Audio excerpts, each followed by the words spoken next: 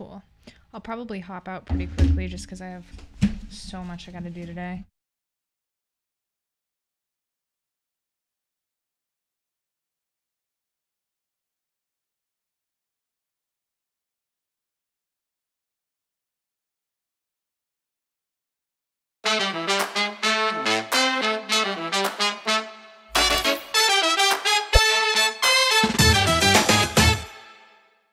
Hi, and welcome to the Wake.Show. Good morning. How is everybody? My name is Chris Fisher, and we've got a lot to get to today. Stuff you should know coming up in just a little bit. We have Roxy and Joey on the couch there. So cute. Yeah. So when we get to the rougher stories of the day, this is how this part works. When we get to the the stuff that's a little bit more on the serious side, and so my camera angles are either you watch me talk about it, or I put it on the story itself, and you can read along with me, see some pictures, or I just put the old camera on the dog so you can take a deep breath as we talk about sex allegations against Ryan Seacrest. You know? Oh my gosh. Oh wait, this isn't the shot. I like this one better. There we go. I like when Sam's over my shoulder there. Ew. I like that. Oh, yeah. Sorry about that. It's all right. I didn't mean that in a Harvey Weinstein kind of a way. I meant that in a cinematographic kind of way. Oh, I guess that's what Harvey Weinstein would say too. All right, well. How was your court? How was your time at the court yesterday? All right, so what she's referring to, let me give you a little bit more. Nothing bad. Nothing bad. I want to make sure that you got a proper volume over there. Okay, so what she's referring to is I had to get a background check yesterday, or really what it was is I had to donate my fingerprints. And it was a very simple process. I didn't know what to expect. I didn't know if I was going to be sitting down. There's going to be some questions and this and this and this because I'm trying to get some card so I can go onto school grounds to do, dances and events and stuff like that. And so I go in there, and it's just one chick. It's right across the street from the courthouse in downtown St. Pete, pretty much across the street. And just one chick in there sitting there doing her thing. I guess it's a processing place. That just has this on the side, you just go in there and she takes your hand, she types in all your stuff, you hand her whatever, and then she checks your IDs, and she just starts doing that just like you see on TV, except it's all digital. You're not sticking your thumb on a ink pad or anything. Yep. Go through that. It was kind of a pain because it would go, that's not a good enough print. You're like, that's on you, man, not me. My fingers are clean-ish. And so, yeah, whatever. I was in and out of there in probably 10 minutes tops. And now I'll wait to see what the FBI comes up with on me. Just talking to the guy that owns the company that I do the events through, Ed Gruby, special ed. He was just laughing, like, "All right, now I guess we'll see. If there's anything in your past that you forgot." I go, I guess we will. Before we get to stuff, well, let me do this. I want to because I'm trying to. We're still putting together. We shouldn't be. I mean, we're like 4 months into this, and I know that we should have everything that we're going to be laid out. And there's a part of me that thinks you're right on that, knows you're right on that. But I also do like the slow cooking process that Cords and Bake More Pies has allowed me here. Slow baking process. Slow baking. Very nice. Well done. Well done. The slow baking process so as to, cook a solid foundation before we launch into everything. So I do really appreciate all that. And so with that, I'm still tinkering with the formatics of the show. And we've been launching right into stuff you should know there in the beginning. I don't like that. I think what I'll do is in the beginning, highlight stuff, here's what's coming up. Try not to spend too much time. That's one of the big issues I have is my I don't know, ADD, for lack of a better term, is like, all right, so here's coming up on the show, and the next thing you know, I've spent 4 minutes on one of these things. I'm like, well, shit, I guess we can't really come back to that because I've said everything I need to say about that. Yeah. So I'm thinking that something like this where, hi, honey, good morning. We have 2 people watching. I believe one of them is my wife and one of them is me. When are we having that social media meeting that you were talking about yesterday, Sam? When are we having it? Yes. Did you remember to talk to Cords about it yesterday? It's okay if you didn't. I did. Cords is, Cords. Yeah, Cords is very busy. Yes, he is. So I think him and his wife are closing their house today. So we will postpone it until after they get through this week. Yep. All right. So here's what I'm thinking: is we'll come on, say good morning, promo stuff you should know, turn that graphic off, and then come back with something to open with. But I don't know. What happened on today's date in history? Do we know? Oh, yeah. You don't. Do you want me to pull it up? All right, you go ahead and pull it up and see if there's something interesting to a millennial, not interesting to an old man like me, because all history is interesting to me. But then I was thinking, and this is something I've been going back and forth on, because on one hand I hate it, but on the other hand, I wonder if that's exactly what this show needs, and that is a more personal story to start off everything with. Oh, wait, Fish, hold on. Are you trying to find a clever way to come up to with reasons to talk about yourself? I don't think so. If so, then that's my psyche, working a few steps ahead of me. But here's why I go back and forth on this. Right after I plug stuff you should know. So coming up in the show today, Stoneman Douglas apparel. Holy God, I don't know if you guys have seen this yet or not. Again, another story where I don't know how I feel about this, because on one hand, I'm like, are you kidding me? So I get an advertisement, and I can get my own Stoneman Douglas high school apparel. On one hand, like, that's effed up. But on the other hand, you're like, wow, I mean, all the proceeds are going back to the school and this and that. So, okay. And I'd see, there I go. I'm already getting off of the commentary. Stop. We'll come back to it. Next story. FedEx stands ground. That's a story about stemming from all those stories of different corporations distancing themselves from the NRA, and FedEx is not one of those and standing their ground. This guy killed by, well, they're also, when we get into those stories as well, I have one where some interesting politics are coming into play, because Delta distanced themselves from the NRA and said we will no longer be offering discounts to the NRA or whatever it is that they want to do. And the government officials, the NRA is so like a cancer. Well, I don't want to say that's not fair. It's not fair. Like roots really strong, just so dug into the politics that the legislators in the state of Georgia retaliated against Delta for saying they were no longer going to offer discounts to NRA members. The government went after a private corporation for saying we're not going to do that anymore. And how they're doing that is they're getting ready to loan them millions of dollars for something, or giving some tax incentives or something along those lines, and pulling them off the table because they've severed ties, the relationship with the NRA. That's how powerful the gun lobby is. But we'll come back to that story as well. Bullying a cancer victim. This is effed up. A guy here in the Bay Area, a teenager here in the Bay Area, thought he had the flu. Was feeling like crap, but the flu doesn't last week after week after week after week. Finally goes to the doctor, finds out he's stage 4. Next thing you know, some dick is cyberbullying him and other kids at school that are trying to support him. You know how you'll have friends and family shave their heads when you're going through stuff? What? Yes. We'll come back to that story. That's horrific. Get ourselves worked up a little bit. Also on the show today, some Ryan Seacrest allegations. A former, was it his hairstylist or stylist or something like that? Sex, we'll see. Gunfire at a Black Panther movie. That's just kind of funny, because there's assigned seats now, and you should be able to go, just sit down in your seat and no big deal. So something went down at a showing of a Black Panther movie. So this chick pulls out her gun and aims it at the sky, yelled, "Stick 'em up," and lit one fly. Hands went up and people hit the floor. We'll get back to that story. And maybe some other Beastie Boy lyrics coming up. Fleeing addiction, he wrote a piece, and I can't remember where it ended up going originally, if it was Vanity Fair, Rolling Stone, one of those. We'll come back to the story. But he's talking, he has something to say about the opioid situation here in America. Now, he's not addicted to opioids. He had his run of drugs as a kid up till about 30. He said, that was it for all drugs. But then got into an accident or something, along those lines where, next thing you know, he's being prescribed OxyContin. And so he describes the experience and coming off of and going, there's no way in hell that people, we should be giving this stuff to people.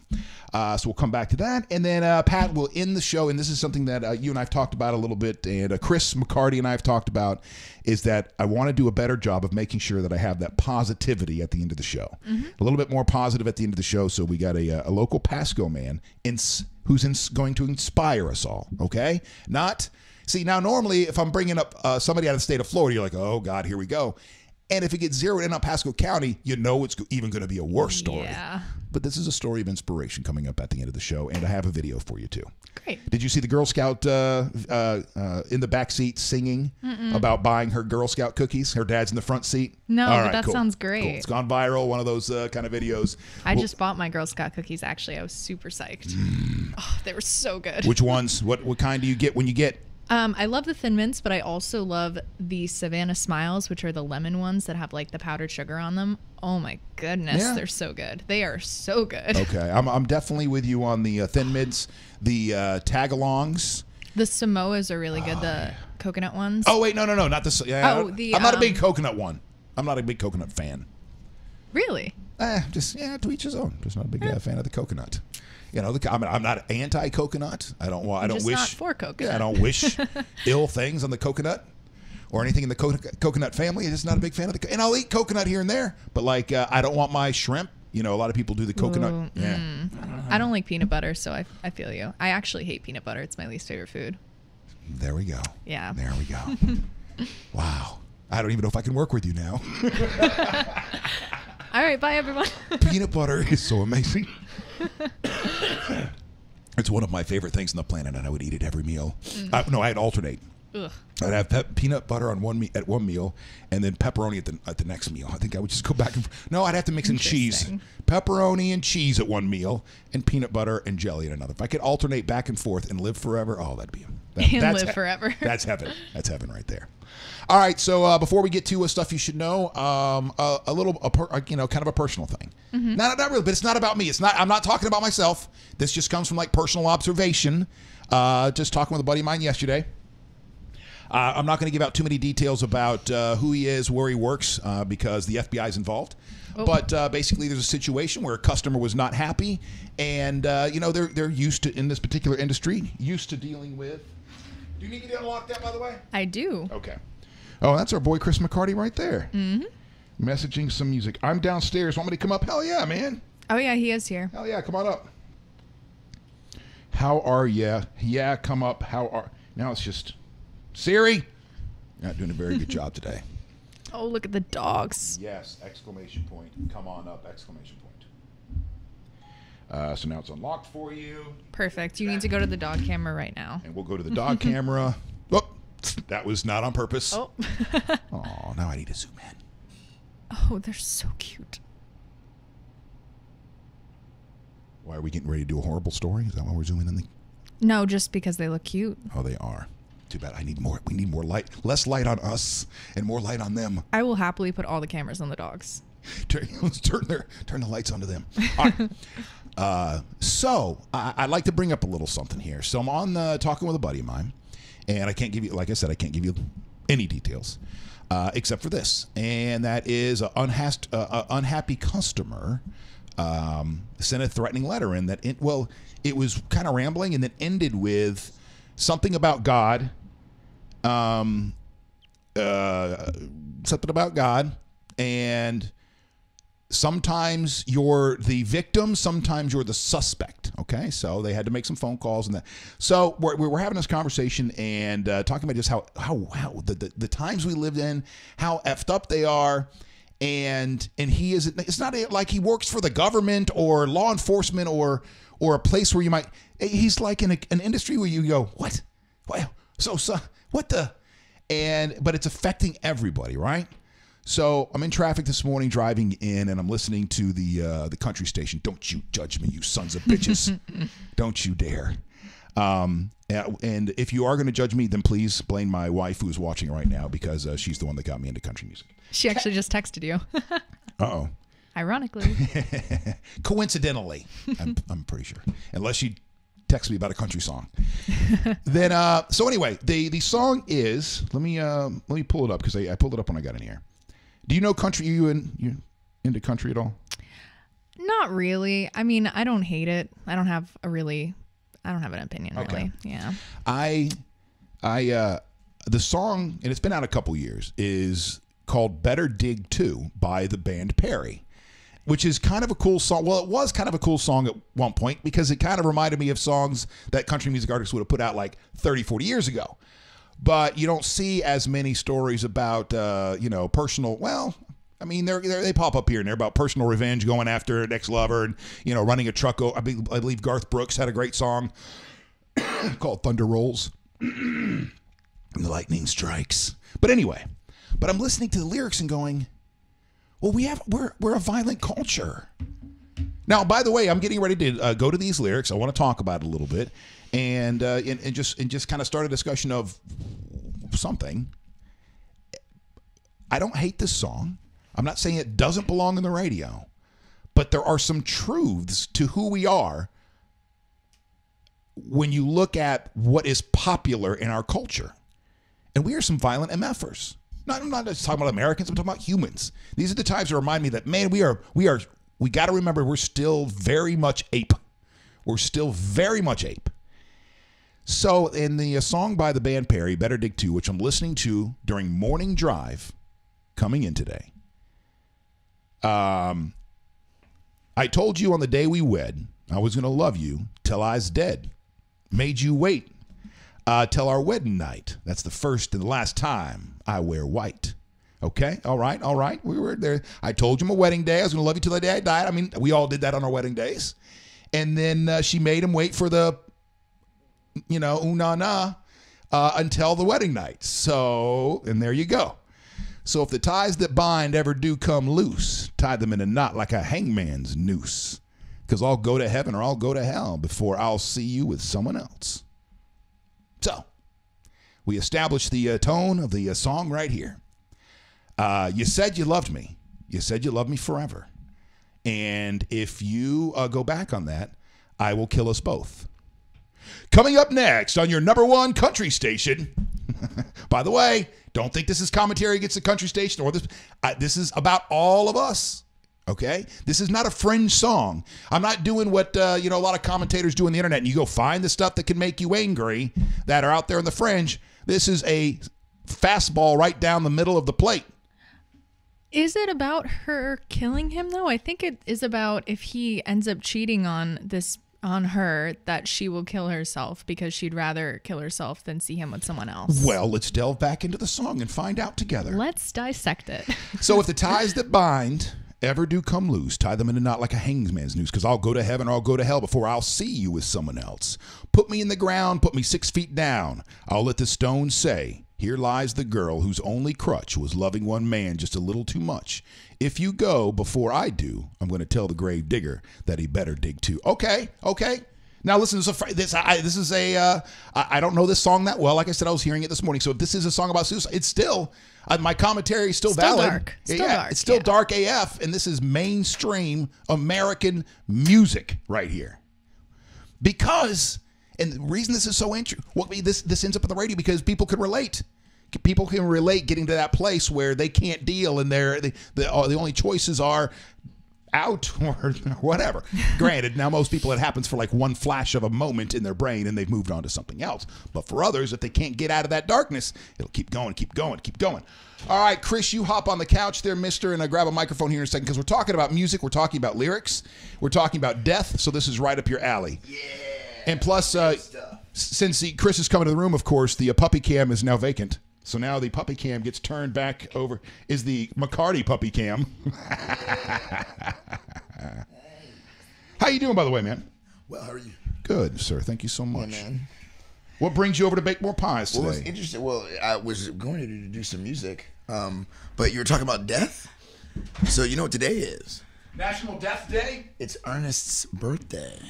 Oh. My brother who passed away. Yeah, today. Yeah, so it's a day, man. Whoops. It's a day. Whoops. What about I came here to make some music. Oh, you're making another video downstairs? Yeah. We're starting to do that. Yeah, man. Right on. So I'm learning how to do everything. There's another. So what are I coming to? Oh, so right. These are your lyrics? So let me no. Let me catch you up. Let me catch you up here. So we were just talking about the state of things. Even the president the other day brought up, we need to make sure that we look at our music and our movies too, when we're talking about gun control and arming teachers and this and that. There's a lot of things we need to talk about. So I'm listening to the radio this morning. This song pops on. Do you know the band Perry? No. The band Perry country song. And this is a song called Better Dig 2. Now, I'm just listening to the lyrics on the way in and trying to put it together. And so to me, this is about a woman. If I catch you cheating, then you better dig 2 graves, one for you, one for me. And I'm like, what the, this isn't a fringe song. This is mainstream America right here. This isn't, and also not the country music's fault or radio's fault, because they're putting on what the people want, what the people connect with. And this is something that a lot of people connect with. Once we've made those ties, those bonds, you break those. What's the word? What's the word I'm looking for? When you betray. When you betray. That is very powerful. When you feel betrayed, because it runs deep to your soul, that betrayal. And that's it. You're like, well, F you and everything else. So we're going to pick up at the first chorus, Chris. We already started the song. But put me in the ground, put me 6 feet down, and let the stones say, here lies the girl whose only crutch was a little too much. Well, I was loving a man a little too much. If I go before I do, if you go before I do, I'm going to tell the gravedigger that he better dig too. Well, it won't be whiskey, won't be meth. It'll be your name on my last breath. If divorce or death ever do us part, the corner will call it a broken heart. So put me in the ground, put me 6 feet down, and let the stones say, here lies the girl. So this is a song about a crazy bitch. Sorry, that's not fair. She is emotionally unstable. Back in my younger days, this is what you would have called a crazy bitch, and you need to stay away from her.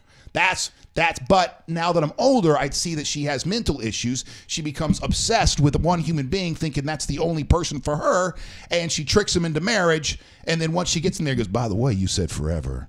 And if you don't mean forever, well, I'm going to kill myself. I didn't catch that at all by reading through it. See, I didn't either. All right, where do you get out of this? She truly loves this man, and she's just saying that if you die, like, I don't want to live without this man. And that's what I said. Okay. I mean, and this is coming from a dude who's been divorced, who also is a songwriter, who believes in loves, and birthday is on Valentine's Day. So one person can be divorced and not necessarily scorned from love. I have my scars too. I felt betrayal in its own way, but I'm still seeing the other side. I'm not seeing what you're seeing. What you're seeing, you don't see the dark. She's just saying, I love you so much that if you leave me, I will die of a broken heart. No. She's saying, all right, so check it out. It's very interesting that I came up in this. I was saying to my friend today that I have a broken heart because Ernest is gone. Okay. Like, just am brokenhearted. She's saying if a divorce happened, I'd be brokenhearted. She's saying dig 2 graves. Wait. Listen, if a divorce happened, I'd be heartbroken. I'm heartbroken about my divorce. I don't want to be with her. Still heartbroken. She's saying also, but if death happened, I'd still be heartbroken. Bottom line, with not being with you, my heart is broken. And it's just a broken heart. And I know what a broken heart is. It's not saying I'm going to kill myself. She said, hey, listen, at the end of the day, but imagine if they're 89 years old. She's 91. They've been together. He dies. She's saying, I don't want to live here without you. Okay, let's continue the song. See if he's right about this. Maybe I got all worked up for nothing this morning. Do you agree with me? I agree with you. I side with Chris, other Chris. All right. Yes. Listen, I do not mind being wrong about this. It hit me a certain way. Maybe this says more about me than. Maybe I got to hear in context, like, because that also will change. People interpret music differently. It's art. It's art. But keep going. You were saying dig 2. Okay. She goes, I took your name when I took those vows. I meant them back then, and I mean them right now. Oh, right now. So you're reading it with aggression, by the way. Go ahead. Keep going. All right. I took your name when I took those vows. I meant them back then, and I mean them right now. Oh, right now. If the ties that bind ever to come loose, if forever ever is for you, if that ring gets too tight, you might as well read my last rites too. Yeah, she does sound crazy.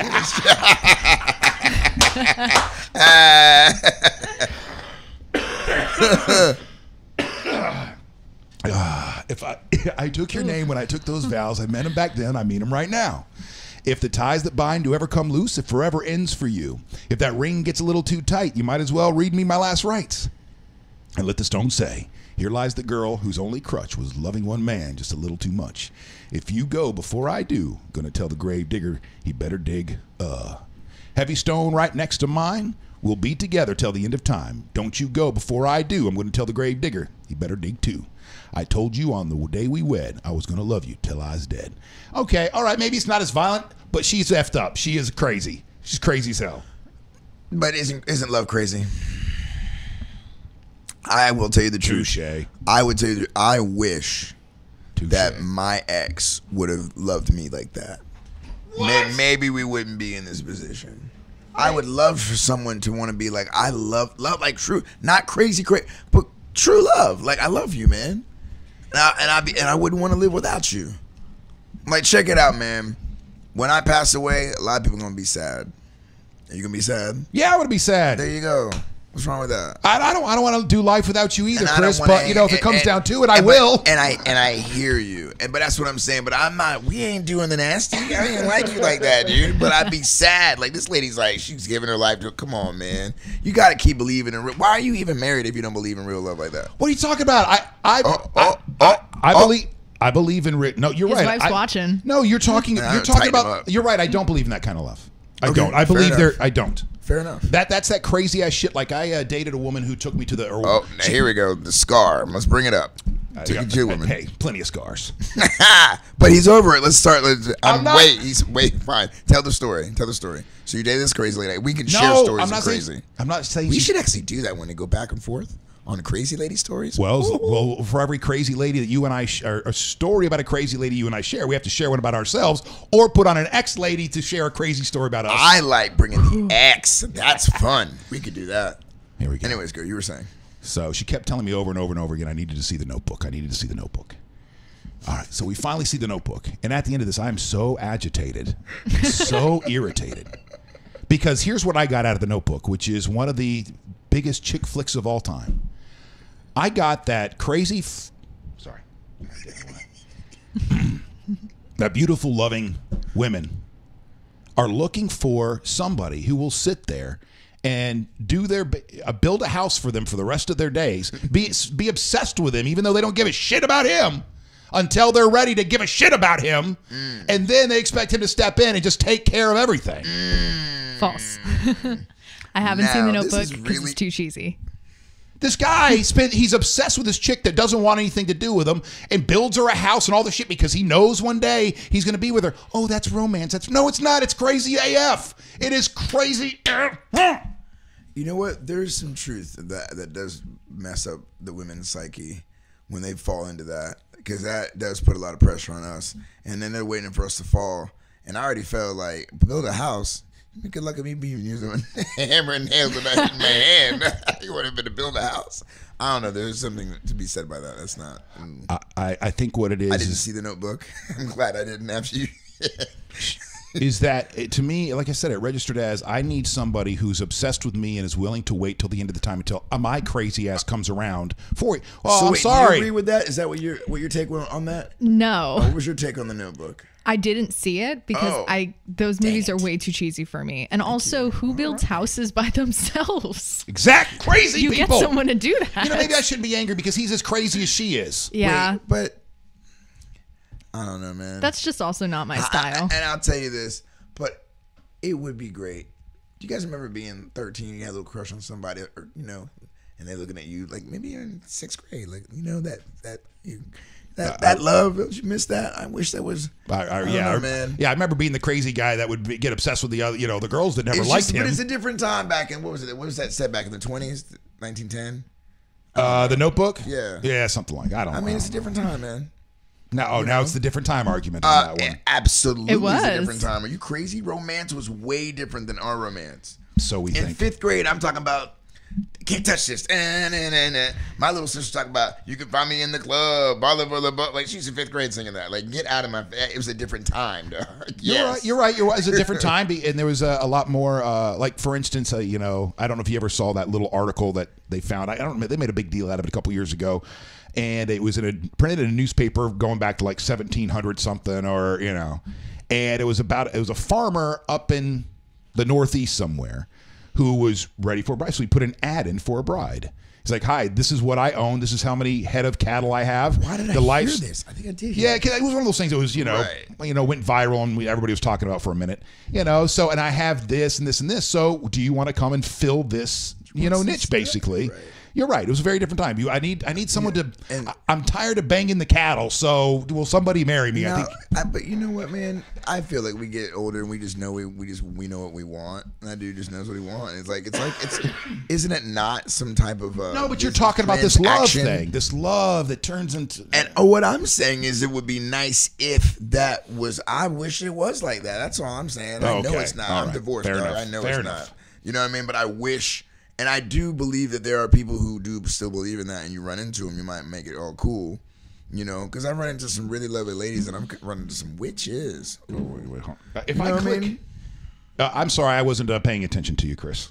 No, it's okay. Lauren just sent behind the song, the band, so that we're talking about.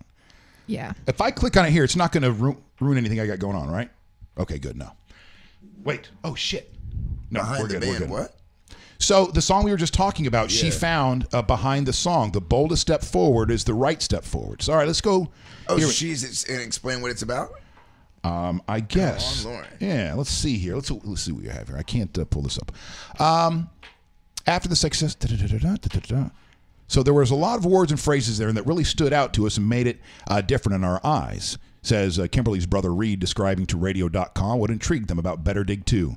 Reed called out a couple of lyrics, notably the line that references meth. It won't be whiskey, it won't be meth, as part of the initial what initially grabbed their attention. He also mentioned what he called the backward written lyrics about death do us part, that take that age-old vow one step further. Backwards in the sense that it's a love song, but it's also put over a really aggressive bed of music. So that's why so we were both right. And I said context. I said I have to hear it in context. I can't play it, because it's I don't have the rights to play it. But if you want to pull it up on your song, just so you can go, oh, okay, I can see now. You put that over that beat. Sorry. When you come back, by the way, later in the week, I want to pull out a clip from last week because something's been bothering me. Oh, the racist thing. Yes. I knew it. Because I knew it. And my friend said it, like, he seemed really, you didn't think I was kidding? You didn't know I was kidding, bro? You weren't kidding. Oh my God. On my life, I was kidding. When I was doing that accent. On my life. Okay, Father God, may you take all of my gifts and talents away now. Okay, all right. You don't have to go that far. You don't have to go. I'm bringing God into this. Because Deirdre I don't even know what he's talking about. She said that you seem really tight, and I was like, well, I was. Because the funny thing is I made that joke to one of them before I was talking in a country accent, and I was like, "You're being racist," and it was funny there, and then I just thought of it then, so I said it to you. Well, that was a joke from before, man. I was far from being serious. All right, Sam, to catch you up. I'm so sorry. I'm gonna text him now and be like, "Dude, you were totally right." To catch you up, man. So last week we were talking about guns, and I read some quote. Mm-hmm. And I was basically mocking whoever. Which is why I thought it was funny. And so I put on my accent. I'm reading the quote. So there was a lot of words and phrases in there that really. I know the accent. Okay, yeah. You know the accent. Well, then I turn around. He's like, "Man, that's racist." I'm like, "What are you talking about?" And he's like, "Why are you making fun of my people?" Wait, but you got to say it how I said it. I said it in a country accent.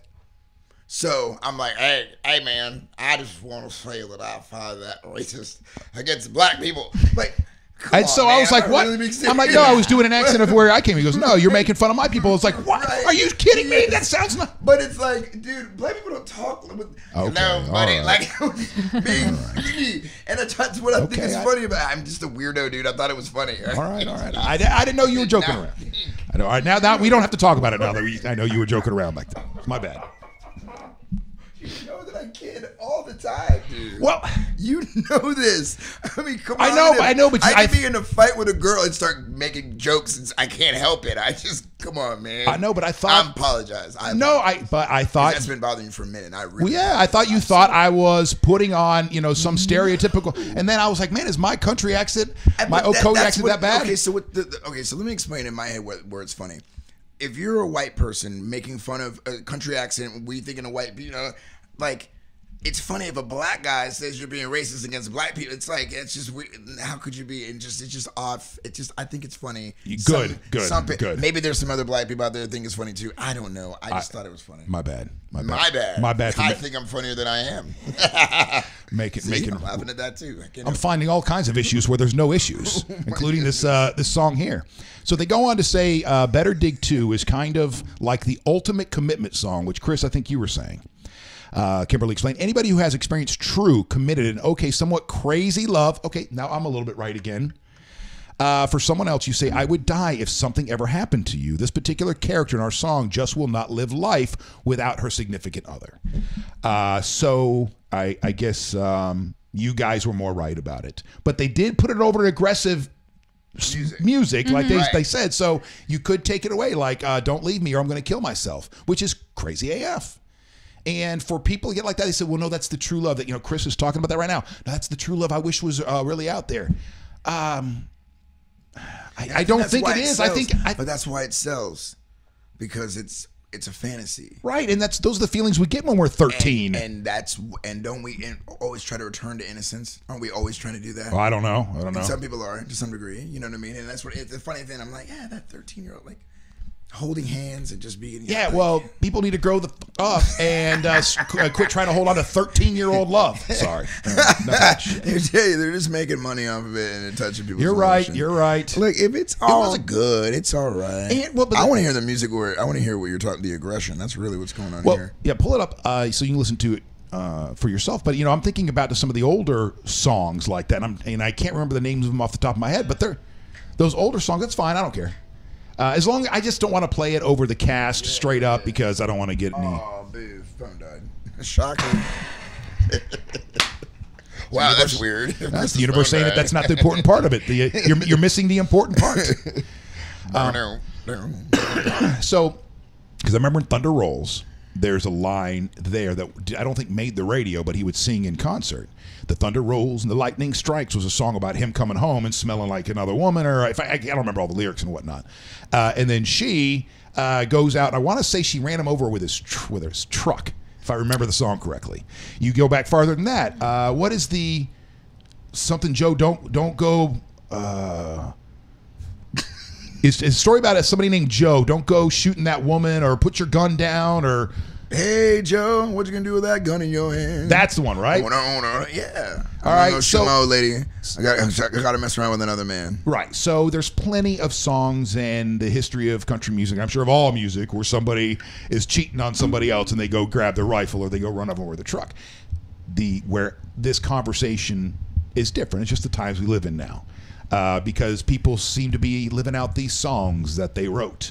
Whereas, like you were saying earlier, it's supposed to be fantasy, but these worlds are coming together for these people that are at their wits' end, and they're making fantasy reality in very devastating and tragic ways.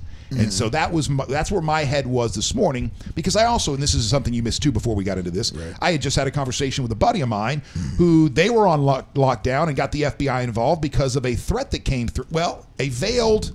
One of those things that brings up, God's not answering my prayers things, and sometimes you're the victim, sometimes you're the suspect is the way this thing ended.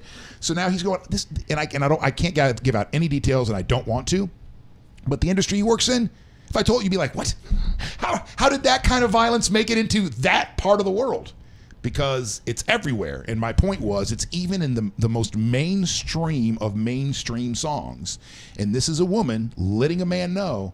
Now you see it differently. You see it like, no, she's going, I love you. I'm with you until the end. And if you leave me, whether you're that wedding band gets too tight or you die, well, then they need to dig another hole because I can't go on without you. I guess that does play in that over romanticized bullshit. Here's another thing that's good, that my vantage point on that too. I told you today's Ernest's birthday. Right. Ernest to me was the greatest man I've ever known in my life. Okay. Amazing father. Just, I have a bumper sticker. People make bumper stickers. What would Ernest Jackson do? He was that amazing, right? And I had yet to meet his wife and my niece because they live in Hawaii. Now, we were supposed to go when he turned 40, which is today. Now, clearly that didn't happen. So I'm going to fly out there next month on their anniversary because I asked her what's going to be most difficult for you. Her anniversary. Now, when we talk about true love, there was a video of Ernest watching a sunrise with his daughter. He made this man. It sped up. It sped up at like early morning, laying in a bed. She's crawling all around him. When Valentina, oh gosh, let me watch out. Hold on, if you're gonna start crying, let me zoom in. Yeah, don't do that, dude. Yeah. But when Valentina was born, he told me that I'm officially a hero. You're officially a hero. You are now going to be the definition of what she sees a man is. So every time you hug her, every laugh, you are officially a hero. And so when I see that, when I see how honest and open he was to his wife, and when I see her left behind, and when I try to reach and there was no reaching her, and now finally watching her come out of the shell, finally watching her post maybe a picture, but you can see her, she's just, that was like, and that's when you can see I can't stop the lyrics of those songs, and that because you see somebody who is having a difficult time going forward. Yeah, understand, I can't stop crying. Lost it this morning, lost it on my birthday, lost it on Christmas, lost it on, that's her husband. She saw him every day, had a kid with him. He may be my brother, but that was different. And I remember when they met, I remember he put it on YouTube, a video, their first time hanging out. I remember talking to him the way he knew, because he was love. Period. Okay. So when I see that, and I see, no, man, that exists. Okay. And I saw it with them.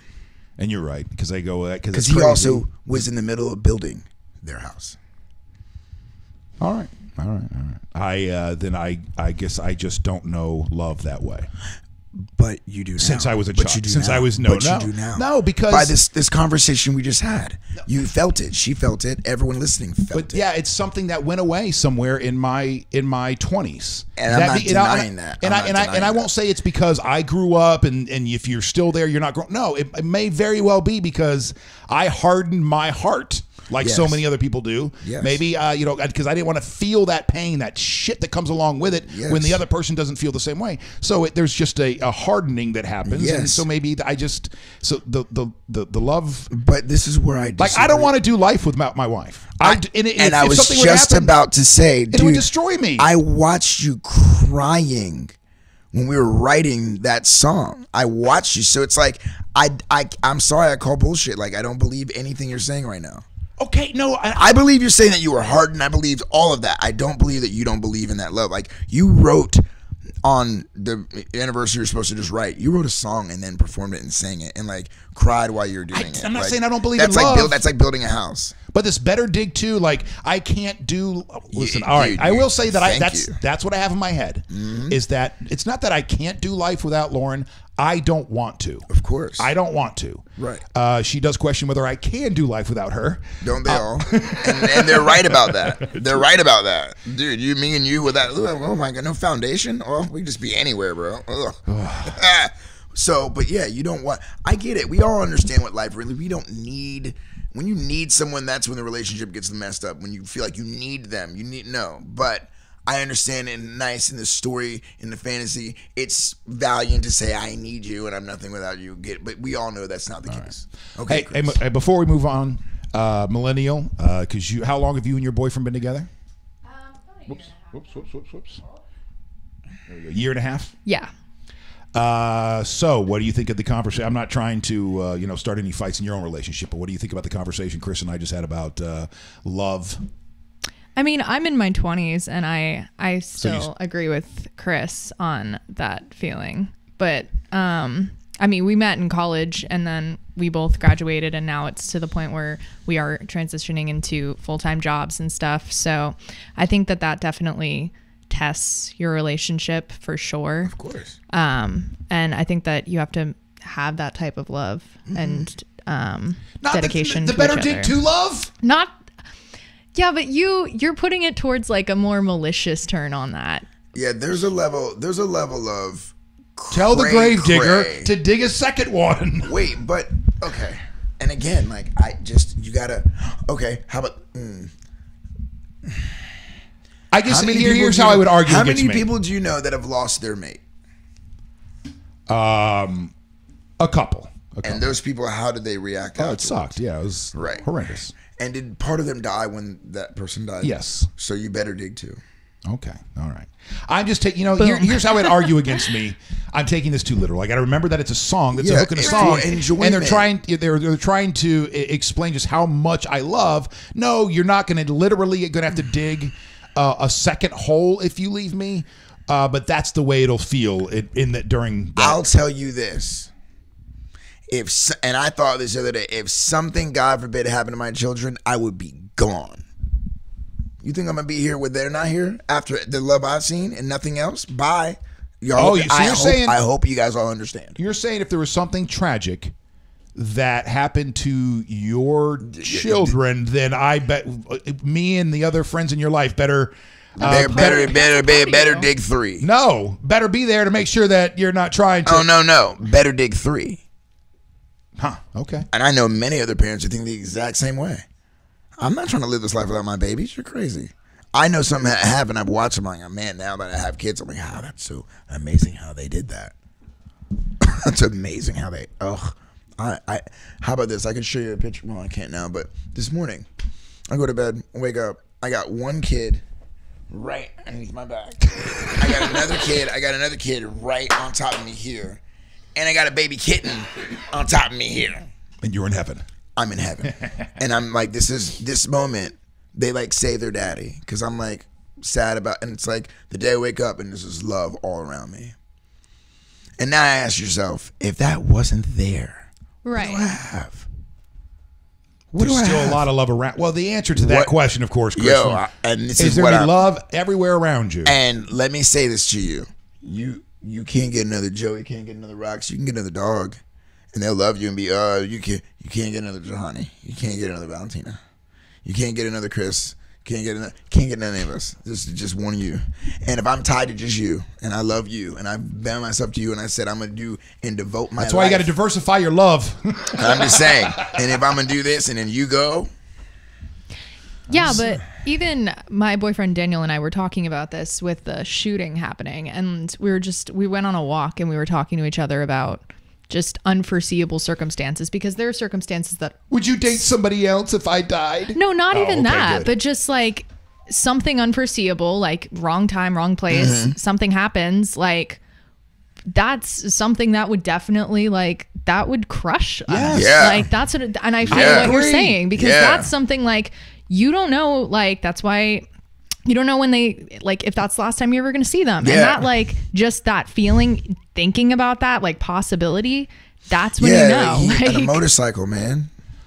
Like my brother's gone on a motorcycle. That's what I'm I saying. Wrong talked to place, him wrong for time. 31 minutes and 43 seconds the day before. 143. 3 Holy Trinity. 143 love.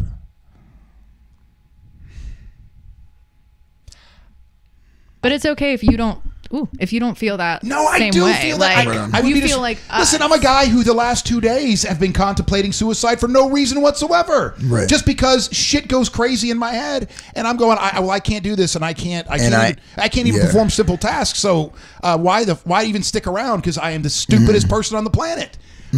But and again, I think that this is a personal thing that probably goes way back to something else where I can't afford that kind of pain, so I hold some stuff close, I guess. But I'd still be destroyed if something happened to my wife. Of course, that's the reason I married her, because I don't want to do life without her. When I'm not with her, at certain times, I feel empty. I feel incomplete. So I get all of what you're saying there, and I guess can relate to the metaphorical phrasing of this of the course here. Yes, if all of a sudden I got a call and some shit went down where she worked and she's no.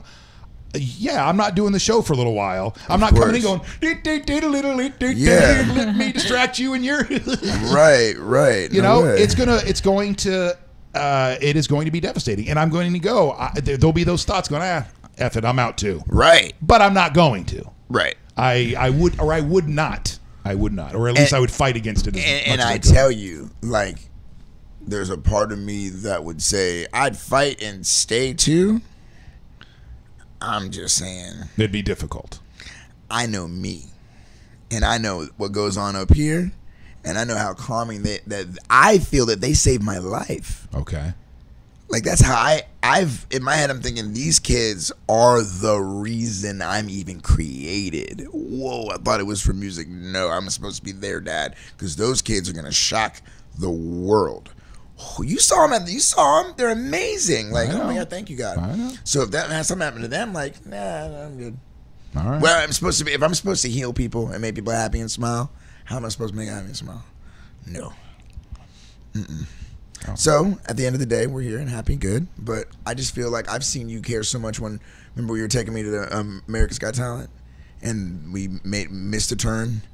And you were like cursing because you cared so much about my well-being. I don't remember this. I remember, but it sounds like me. And that's what I'm saying. Like, I don't have any other friends that care that much. So, like, I know it makes perfect sense because you have to keep guarded because you do care that much that if you were to open up the type of person that you are, and it be fake, it would be detrimental to your core and your whole being would change. And I think that you know that about yourself. So you almost have to keep a certain type of wall because your fiber could change. And you know this about, you know what I'm saying. I don't know what I'm like. You know, I get it, man. You're very important. You're very, as you know, you're very important. I've never left you, and you've never left me. You're right. We are here together today. It's been a long time, my friend, you and I. I feel like we're supposed to be making out right now or something. I was like, should I leave? See you guys have this moment. What a great scene. Love. Isn't it great? But isn't that sad that love makes people uncomfortable? Oh, my goodness. People should be like, this is awesome. But all of a sudden we're like, this is weird. It's the intimacy. It's the intimacy. Well, you know, I've joked so many times about how this is my safe space. Right. Or being on the radio. Say I'm on the radio here in Tampa, and you've got, at any given time, so there's 15,000 people listening. Right. I'm more comfortable in that moment talking about my personal issues than I would be sitting down with, like, if all this stuff was off, we were talking, it would be probably a very different conversation for me. But whatever. We all got issues. We all have our safe spots too. I empathize. I have my thing on, you know, music. Yeah. Why don't you remember the party? I was just playing. I'm like, I don't really want to talk to anyone. Let me just keep playing. Yeah. Sometimes, like, man, they'll play for 3 hours straight just because I don't want to talk to no one. You know, we talk about social anxiety and situational anxiety, and you know, Samantha can relate to that as well. But when Chris came up here a couple Monday nights ago to perform, you know, this is something he's done 1,000 times, 2,000 times easily, and it's a small group of people and whatever set up. He knows the studio downstairs, no big deal, but beforehand that anxiety starts to build. It's like, where's the drinks? Let me get a little something here. Boom. Plus his finger was killing him too. That's really what was stressing me out. It was like, what is this gonna do? What is this gonna, oh man, like, am I gonna play well? Because this is dude, you know how often I use this finger? Yeah. But it's funny. It was definitely real. You saw it. But anxiety. For performers, the place where you sometimes feel the safest is once you get on stage and the music starts going. Like in athletes, you know, they'll have that nervous stomach of a football player up until that first hit. Boom. And then it's game on. Yep. And then the anxiety goes away until the end of and then at the end, but you're exhausted as a MF. Oh, emotionally, physically, just drained. Yeah. Did you see what Cords just put in the chat? We may have the band Perry in the main studio. That'd be quite the grab. They are a very popular band. Wait, the band you were just talking about? Are they coming to Gasparilla? Are they one of the ones coming to Gasparilla Music Festival? They did the song If I Die Young, which was a very popular song a couple years ago. I think they might be coming to the band Perry. I need to go downstairs and make this music. Because that'd be Got me all oh, I'm excited. Now sorry. you got me man. like, no, We had this like is a little great. powwow session. This is great. No, because I tell you, I've been talking to Chris saying that I want to come on and talk about love. Like a lot of my friends, they come to me. I mean, even though it's funny, I'll explain why. But like, I'm like the relationship guru to like all my friends. Mm-hmm. And because I've been divorced, I can say, yeah, I know what divorce feels like. I know what marriage feels like. I know what kids feels like. I know what splitting kids feels like. I understand all different phases. I know the resentment, the regret, if I could go differently. I know all that stuff. So to me, I'd love to. And it's great. Like the fact that we were able to link up and, you know, talk about love in a different pair of eyes. I feel like, yeah, man, we should do this more often, man. That is so funny. This band is going to be in town in 3 days. They're pretty popular. Yeah, I know that I've heard him before, and it was a Yeah. really good song. But and like I said, I mean, I hope people didn't take, I hope people didn't take this the wrong way and think that I was slamming the band or saying this stuff should be out there. I'm just like, hey, you know, kind of look at what is out there in mainstream. But anyway, the band Perry, the Florida Strawberry Festival, and okay. that is going to be in Plant City on March 3rd. So they might be coming by the big studio. I would love to have them in. And by the way, it's not going to be, don't think I'm going to confront them with their own lyrics. Your wife wants to come, so there you go. Can I come? Yes, honey. Oh, she's not asking me, she's asking chords. Oh. And then, yeah, Lauren did say for you and I to get a room. That's my wife. So, well, listen, so you go ahead and get, unless you want to sit, I'm going to get into some of the topics today. You're more than welcome to stick around, of course, Chris. I'm just gonna see what chords is hollered at me because I'll pop back up. Okay. And then What are the topics? Just curious. well, we got to start with some more stories coming out of the Parkland incident. So we're going to go to those, including how to get official Stoneman Douglas apparel. So you can get that from the high school, that you can get the official apparel. Now, the money does go to the school. So if you've got like some torn emotions on, wait a second, is somebody capitalizing on this? I think someone downstairs is wearing that shirt. I would wear that shirt. I think Cool so. shirt. Show support. So we got a couple of those stories. Parkland first responder, I was told to stand down. I could have saved lives. Then a little bit more about this Nicholas Cruz. The neighbor said the quotes coming out of this is horrible. They saw this coming. The neighbors were like, he was always dealing with something dark. They even moved because they were scared of this kid. Ooh. So there is that. The story that we promoted earlier about Delta's tax break may not get flight after Georgia Senate block. So what happened here is Delta broke ties with the NRA. And then the government and the Georgia Senate stepped in and go, sorry, that's not the way we do things around here. You're going to support the NRA or you're not going to get that tax break that we told you we was going to get. By the way, that was... Hey, man. What? I reject to the way you're talking to me. It's not racist. It's just stereotypical. And then FedEx is standing their ground. They're coming under fire for the NRA discounts that they give. And they say, no, we're still giving those discounts to NRA members. And then when we get away from that stuff, we're going to come back to... Look at that picture they used. Well, I don't even know why, because I don't know either. It's not relevant. No, it's because it's switched videos a few times, you know? That's why. But anyway, this guy was outing drug dealers on Facebook. So he'd walk around town live streaming and then turn his phone like, oh, that's a drug dealer over there, on bouncing around.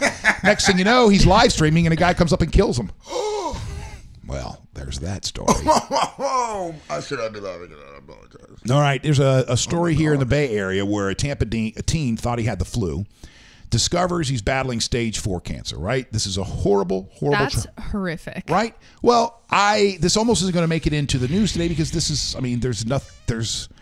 just a sad story and you're hoping that he pulls through. Mm-hmm. But then I get to a part where he's being cyberbullied. What? And 17 other classmates who shaved their heads in support also being teased and bullied.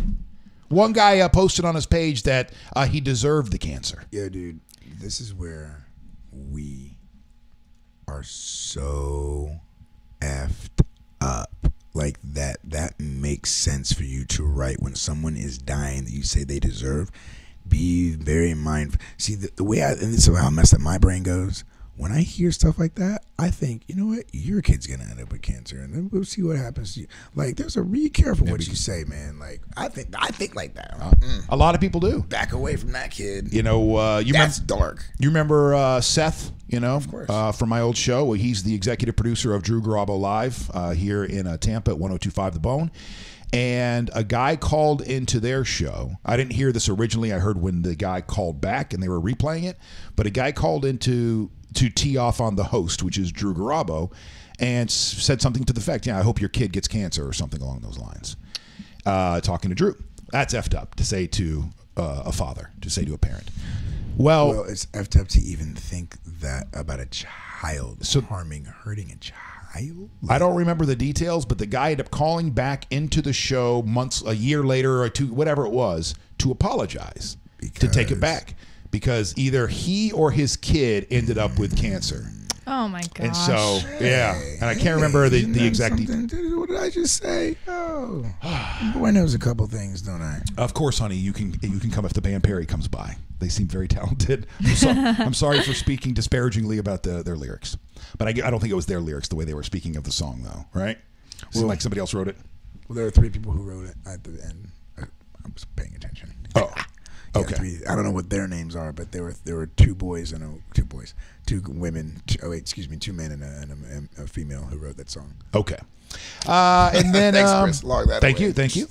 Then we have Ryan Seacrest's e-stylist reveals abuse and harassment allegations. So some stylist of his is saying that he was inappropriate. We've got those. It's not that I would like doing these stories. I just feel like we can't stop doing them. Not like the same reason that you can't stop eating a chip. But we shouldn't stop doing these until these stories go away. You know what I mean? Right. And this is not delaying because I don't even know the details. What's true, what's not true. You know, it's just, here's another one. Something about Ryan Seacrest. Something always creeped me out about Ryan Seacrest. Oh, creeped. I thought you were going to say something like, he's on my list. He's the one on my list. My boyfriend. Oh, no. It's the exact opposite. No. All right. So we'll come back to Ryan as well. He seems too put together all the time. I get the same. Yeah, when people are too perfect and always are too perfect out in public, I always want to know what they're doing behind closed doors to balance that out. We can do this story right now because it's just very simple and it's very funny. Nobody got hurt. That's why it's funny. But in this day and age, and here's the funny part of the story. It was funny to me because the reason that I read to the end is because I wanted to take a side. And so a woman opens fire at she goes to see a viewing of Black Panther. Mm-hmm. This is coming from the Smoking Gun. And her name is Shamika Latrice Lynch. She squabbled with moviegoers around 11:45 p.m. At a crowded AMC theater in Greenville. Well, during the dispute over seating arrangements, she pulls out a .32 caliber pistol and discharged the weapon inside the theater. Hands went up and people hit the floor.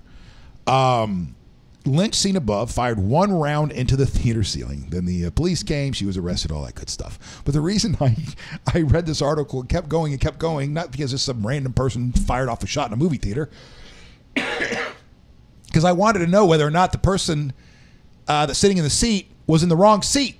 Because in my opinion, if that person was had sat in her seat, well, then I could understand. But that's why I don't carry a gun. Because it's assigned seating now. And it wasn't. Is it really? Yeah, it was assigned seating at this theater. A lot of theaters now, obviously. Where do you guys go watch movies? I mean, we've been to, the last time we went to an AMC, it wasn't assigned seating. Okay. I'm not sure who all has it, who doesn't, but a lot of them. I mean, it makes sense. Yeah. So you buy your tickets online. You don't have to wait. You don't have to get there an hour early or 30 minutes early or anything like that. Okay. All right. So, but then you don't find out. You don't find out in the story. So I wasn't able to judge properly. Which is all why we're here, right? Then I got the story. I was in hell. Flea Red Hot Chili Peppers bassist attack prescription of. Wait, Chris left. Why am I still going over this stuff? All right, we're just gonna go through them all. All right, let's go ahead and get to some stuff you should know then, and we will start with Ryan Seacrest. Susie Hardy was a single mother with a preschool-aged daughter when she landed a job as Ryan Seacrest's personal stylist for E! News in 2007. The position provided good pay and a schedule that would allow her to pick up her child from school most workdays. But according to a November letter from Hardy's attorney addressed to cable channel E, its corporate parent, blah, blah, blah, and blah, blah, blah, blah, the job became an ordeal as Seacrest subjected Hardy to years of unwanted sexual aggression, grinding his erect penis against her while clad. You were right, Sam. You saw it. You saw it coming a mile away. I knew it. Grinding his erect penis against her while clad only in his underwear, groping her vagina, and at one point slapping her buttocks so hard that it left a large welt still visible hours later. Ryan, what are you doing? Jeez, what the? I forgot my, where's my background? Background is so important. There we go. I mean, how can you see the highlighted stories if I don't give you a proper background? Hardy claimed that she endured the abuse for years out of concern over being able to provide for her daughter, and that the situation only ended in 2013 when, after reporting Seacrest's actions to Human Resources, her employment ended. Suspicious. Variety exclusively obtained a copy of the November letter and spoke on multiple occasions to Hardy and her attorney. In the letter and exclusive interviews with Variety, Hardy described in detail numerous incidents of harassment and assault allegedly perpetrated by Seacrest over the years she was his stylist. Quote, "As proud as I am, as strong as I am as a woman, as smart as I am, and as much work as I've done with therapists, it really affected me," she said. Seacrest has repeatedly denied her claims. The November 10th letter from Hardy's attorney asked Seacrest and E to come up with a plan to address the treatment of all women at the network and to take responsibility for the wrongful treatment, and threatened more formal action if the requests were ignored. On November 17th, Seacrest took the allegations public, announcing in a statement that E was investigating a misconduct complaint against him made by someone that worked as a wardrobe stylist for me nearly a decade ago, and called her claims reckless. What do you do in moments like these? Do you just feel out the turn? You read the story or see it, and then you just go ahead and go with your gut on who to believe or who not to believe? Or how do you approach these times we're in? I mean, I'm going to give the same reasonable doubt and suspend my disbelief for everybody, and I feel like that's what you should do, men or women.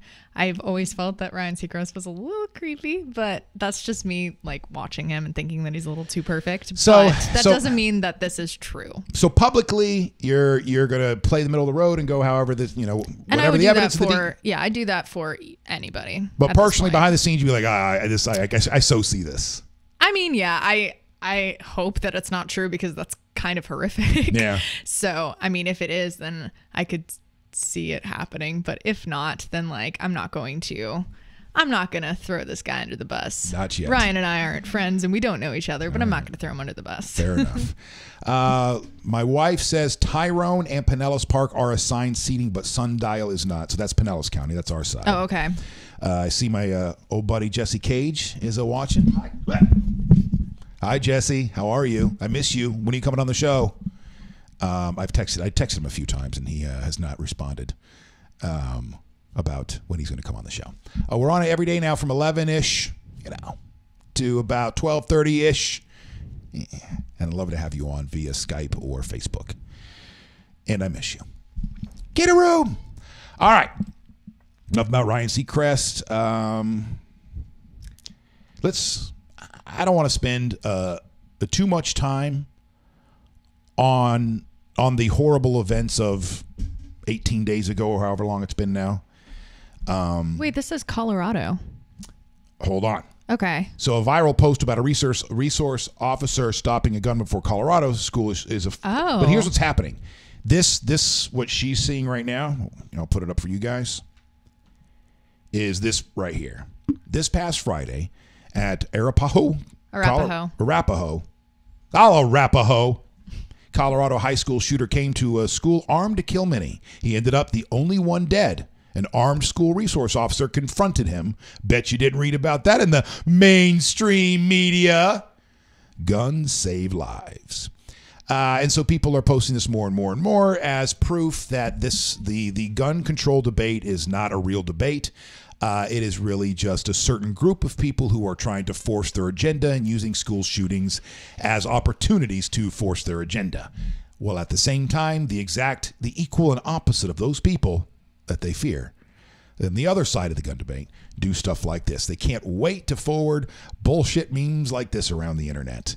A gunman did not go to Arapahoe High School this past Friday, with the intention of killing people.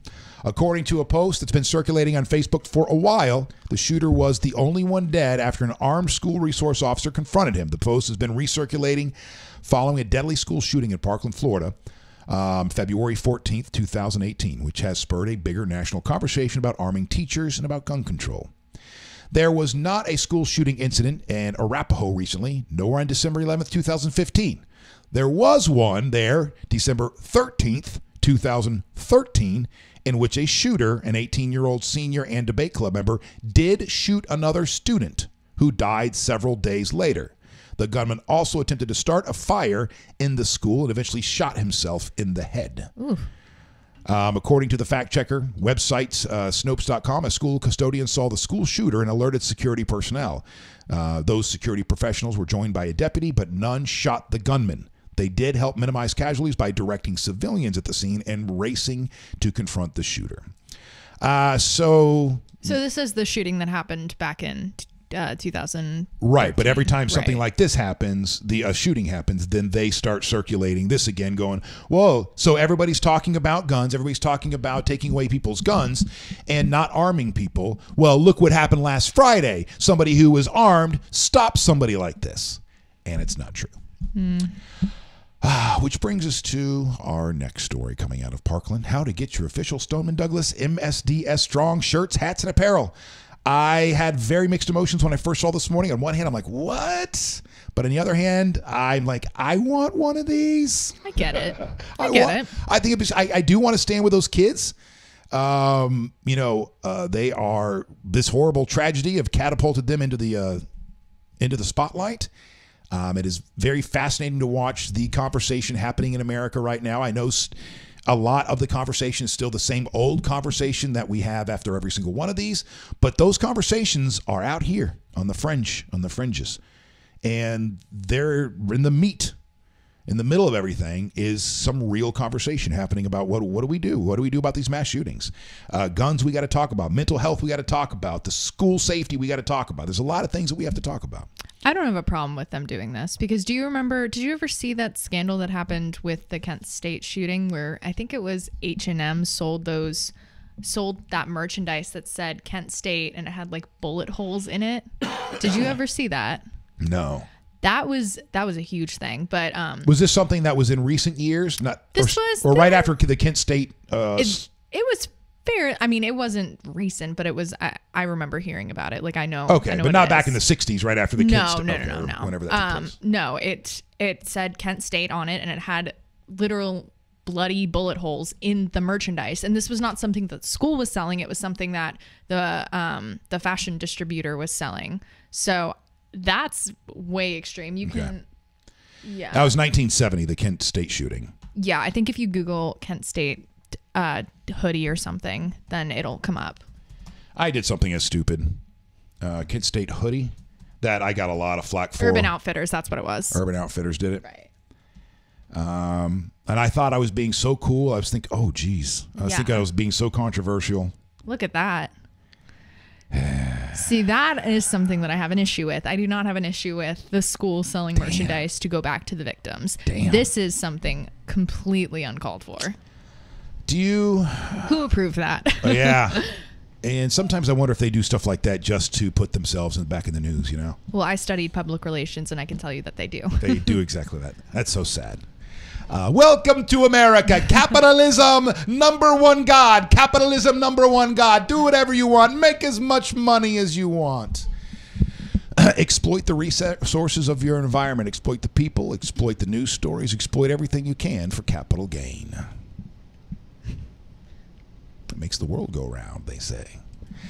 All right, so before we move on, I will share with you, Samantha, a moment that I'm not proud of, although at the time I was extreme. This shows you how psychopathic I was at the time, how detached from reality I was at the time. Do you recall the name Dimebag Darrell? Mm-mm. All right, Dimebag, are you a rock and roll fan at all? I mean, not really. I'm more like alternative. Okay. 97X, you know. Dimebag Darrell was killed. I'm trying to find the year that he was killed. 2004. So this goes back a few years. He was up on stage, and Was he in a band that was Pantera? well-known? Do you know Pantera? Does that name sound familiar to you? It sounds familiar, yeah. And I can't remember if it was a Pantera show or if he was off doing his own thing. But he was up on stage, and somebody comes out of the crowd and kills him. Ooh. So this was during a time in my life. I was doing morning radio at an alternative rock station here in town, 97X. And one of the things that was kind of, Tampa radio is a very shocking market. Going back to the 80s and the beginnings of the morning. Or the Breakfast Club or the Morning Zoos, or one of those, started here. Now, that is technically not that controversial, but it kind of was back then because they would get a little bit racy. But then things went, Ron and Ron, Bubba the Love Sponge, MJ and BJ. I listened to MJ and the MJ Morning Show. So they went pretty racy too. Well, it was an interesting market. I remember talking to a consultant. All right, we'll turn off the highlighters here. I remember having a conversation with Pantera, having a conversation with a consultant back then about us being more controversial, more racy, more like pushing the envelope. And we're like, Jesus, man, we already do a lot of crazy shit. And he goes, yeah, but you're in the same market as Bubba the Love Sponge. If you want to cut through, you're the same market as MJ. If you want to cut through, then you really have to push the envelope. And we thought we already were. And he brought up, he goes, look, and this was a long, long time ago. And he had brought up how MJ and BJ in that radio station, FLZ, was giving away boob jobs, like going back to the late 90s or something like that. Yep. And he goes, top 40s aren't doing that anywhere else in the country. Yeah, they were the first Only ones. in Tampa. And he goes, the reason being is because Tampa allows it. You guys are a lower breed of people here. No, that's not what he said. You're a lower class of person. He goes, so I can't remember the bit that he was talking about that we thought was controversial. He's like, no, if you were going to go down that path, then you should have had the guy, maybe you had him eating something gross. You should have had him eating pubes, I think is what he said. And so, wait, how did I get off on this? Why are we talking about all this? Something about racy radio. I'm not sure. You pulled up a Girl Scout cookies video, so I really don't know. What were we just talking? Oh, Pantera. Oh, yes. It's okay, thank you. So here we go. I went a long way to set up something that... So when Dimebag Darrell got shot, I went on the air the next day, and I thought I was being really clever.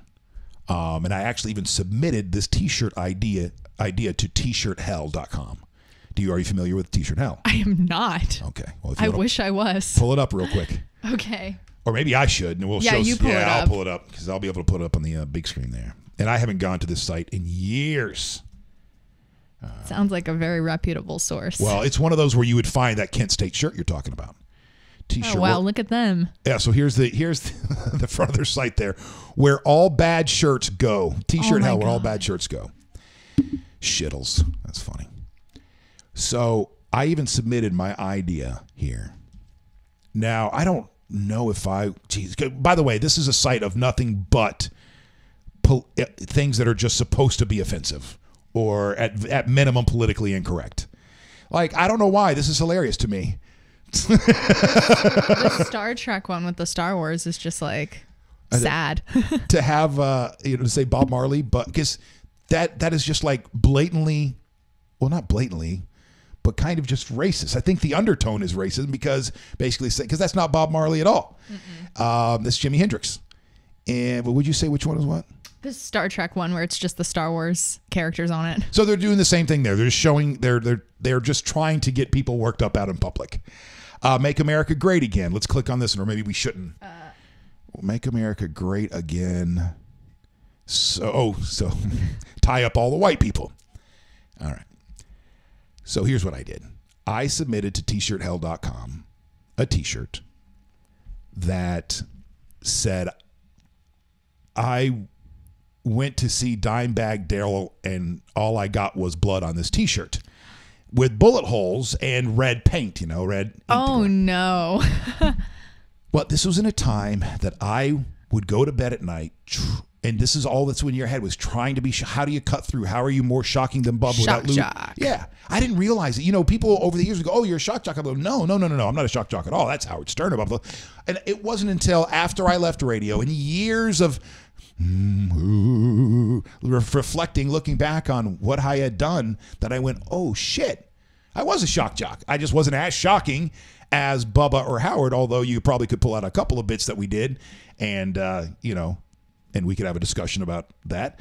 But I don't think that we did rise to that. So that's why, relatively speaking, I did not think I was a shock jock, because I was staying under the radar of people like Bubba and MJ and guys like that here in town.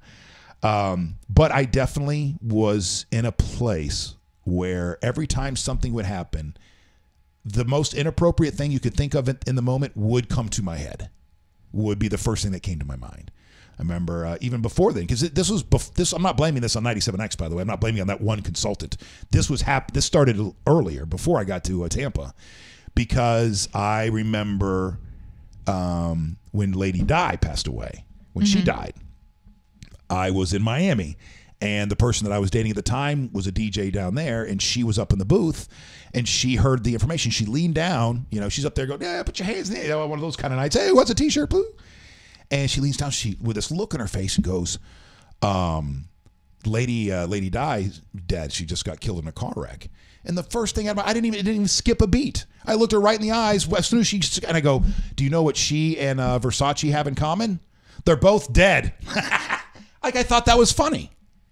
But that's, for some reason, where my head was for many, many years when I was being a shock jock, but I didn't even know that I was being a shock jock. So that was a long story to tell my Dimebag Daryl story. I could see her nodding off over my shoulder. Where am I? All right, so we got through. All right, so if you want to, there's an official MSDS Strong Apparel website, and this is what we were talking about, things being, wearing T-shirts and whatnot. But all the money, all the proceeds goes back to Marjorie Stoneman Douglas High School and that community there. And I'm not going to buy one of these, because the only reason is I don't want to have that conversation with my wife on how I'm wasting $20 that could be spent on something else. If it wasn't for me being too much of a pussy to have a conversation with my own wife, I'd probably just go order one of these right now. And really, it happens because I am supporting these kids. I am behind these kids, or I should say rooting for them, maybe is the better way to put it. I am rooting for them. I'm rooting for some change, not just in gun laws, but in a lot of things. And I hope that they're part of the movement, or the vehicle that pushes that forward. And also, it's a cool T-shirt. I think it's a cool looking T-shirt. Then when it comes to the stories, and I know we've heard a lot of the one resource officer that did not go in when he could have gone in. Is that for you? I just saw you yawn. Yeah, I have a bunch of stuff I have to do, and I just got reminded via email. So she gave me the. So I will say goodbye. All right, thanks. Thank you for coming by again. You're welcome. Have a great day. We'll finish up together. Just me, you, Shriner, Cage, my wife. Who else is what? Wait, hold on, I don't even want to click. Oh, we still have a couple. I'm sure Chris will come back up. All right, thank you. Maybe Chris will come back up. Bye. Oh, we got to get back on the puppet cam here. Let's make some moves in that regard. Hi there, littles. How you guys doing over there? Oh, let me turn some light on you. Don't go anywhere. Stay right there.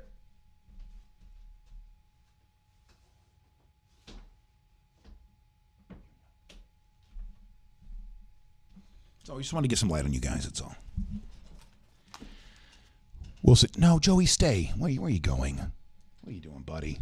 He's like, I know you're up to no good. I don't know what it is. I just know you're up to something. Parkland first responder, I was told to stand down. I could have saved lives. They should have been more aggressive about getting the victims out, he said. Speaking to a WSVN Miami News 7 reporter, emergency medical responder who was one of the first ones at the scene, said law enforcement did not follow mass casualty event protocols. Reporter Brian Enton published comments from the responder who did not want to be identified for fear of reprisal. Quote, so here we go. Everything I was trained on mass casualty events says they did the wrong thing. You don't wait for the scene to be cleared. You go in immediately armed, retrieve the victims. You can't leave the victims laying there. We were asking to go in, asking the scene commander to go in. Why are we all standing around? Why aren't we having patients to treat? Why are we not going into the building and retrieving these kids? The response every time was law enforcement did not clear the scene and would not allow medical personnel in. I would hypothesize I could have saved lives. I can't say for sure. I would have risked my life to go in. I was eager. I was frustrated the entire time I was there. Rapid evacuation of the wounded. All they had to do was drag them out of the building, and we could have started medical care. I think they made the decisions they thought was right at the time, but I don't think it was the right one. They should have been more aggressive about getting the victims out. Can't say for sure the people were dead inside or if they could have helped. One victim he saw didn't get out to an ambulance for at least 45 minutes. Obviously, that is very disheartening to hear. And, one of the conversations coming out of this has to do with law enforcement and the FBI, the sheriff's department, the resource officer. And this is multifaceted. This horrible tragedy. It sucks that we also have to listen to the same old talking heads speak as if, this is the first one. But it has started a very different conversation. There's an 18% increase, according to polls. Take them or leave them. An 18% increase in people who want some real gun control, real gun reform. And as soon as you go down that path and the gun people go, gee, D it, how many times do we got to tell you that it's not the guns, it's the people. Quit coming after our guns. But the thing is that it feels like that argument's not going to be good enough anymore, that we're going to have a serious look at the Second Amendment and go, what does this entail? All right, what does this really mean? Because we've already drawn the line. You can't own guns. I mean, you can't own tanks and rocket launchers. So all of a sudden, we said, well, here's what you can own. You can own shotguns, and you can own these kind of shotgun, this kind of rifle, and these kind of handguns, and that's it. Then there you go. And then all the rest have to come off the street. Well, see, that's not even going to happen. That is, well, I don't think anyway. I think that is generations away, but maybe not. Maybe a couple more of these events, and Americans go, all right, screw that. We're done with this. We got to do something there. But at the same time, you have to focus equally on mental health. You have to focus equally on FBI law enforcement protocol. Okay? So there's a lot of things here. And I hope that something gets done. I hope this isn't just another one of those times where then for a few days, a couple weeks, people are going, we'll get things done when you have to do something. We have to do something. We have to do something. Oh, wait a second. A check just came in from the NRA. We'll do something next, after the next shooting. Next up. This was just a story I came across trying to, figure out a little bit more, I guess, trying to find the why. How does this stuff happen? For me, I'm very interested in somebody's mental capacity in every one of these stories, Because to me, I don't think anybody, if you do this, you're not right. That's evidence enough. If you do this, you aren't right. There's something wrong with you. But prosecutors, all right, the criminal case against the accused Parkland school gunman returns to court Tuesday.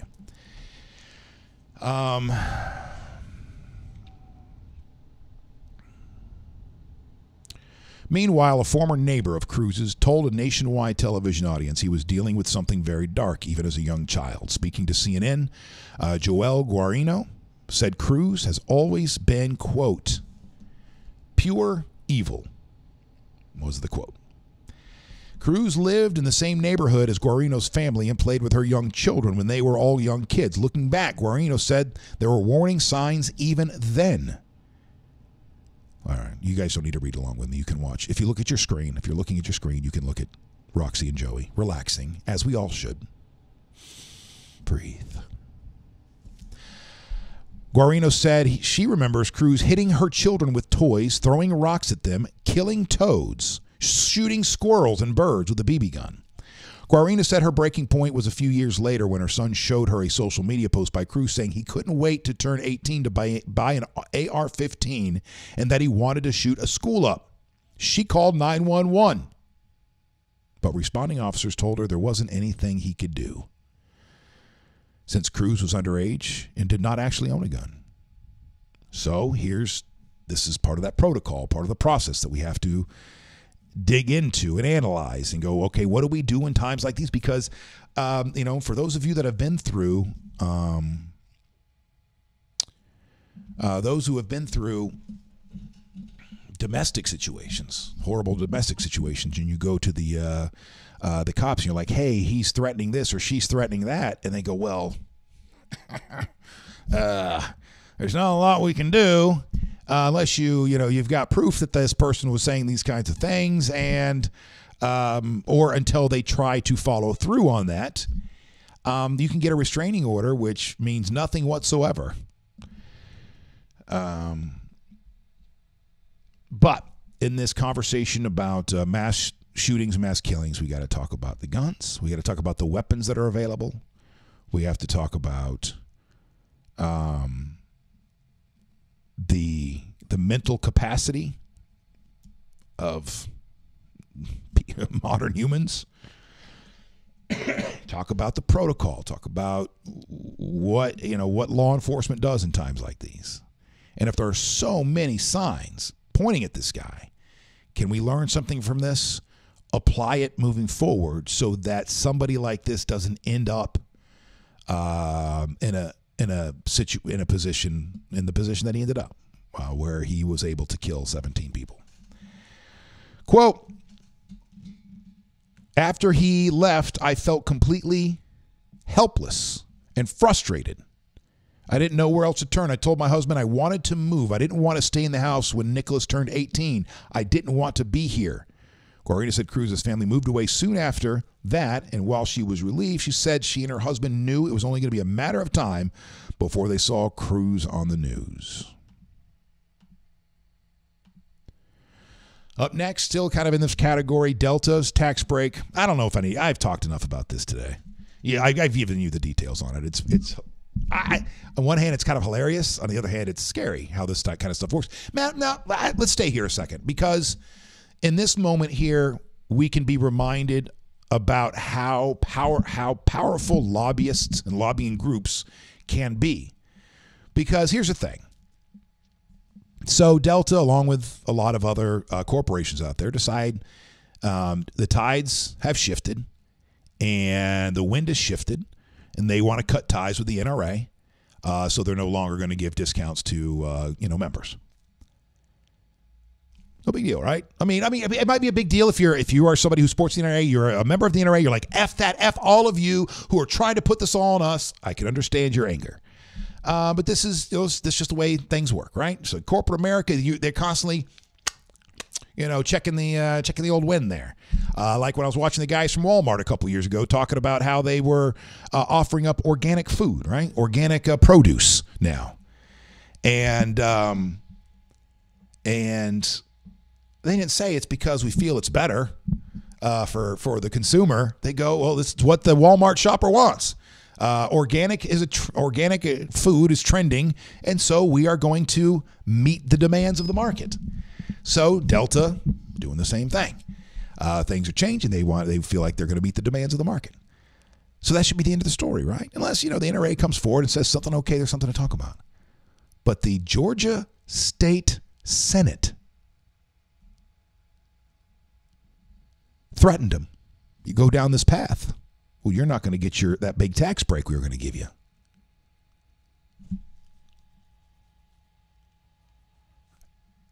What is that extortion? What is that? Is that racketeering? No, what is that? That's extortion, right?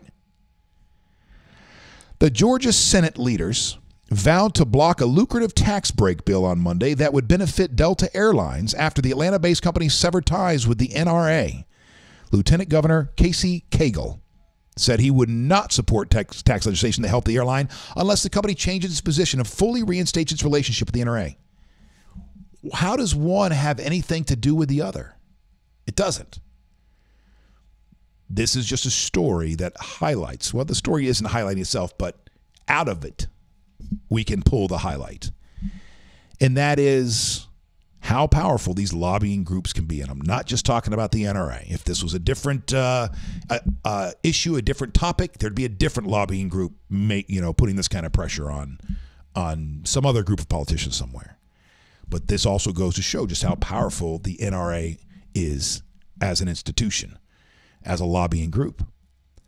Delta, and the hypocrisy too. When a private company like this wants to go and make a move like this, normally the anti-government party says, hey, it's a private company. You go do what you got to do. But the NRA is so powerful and pumps so much money into these people that Delta goes just to make a move. Hey, by the way, we've got a new policy. NRA members, you no longer get a discount with us. Big deal. And the Georgia State Senate gets involved.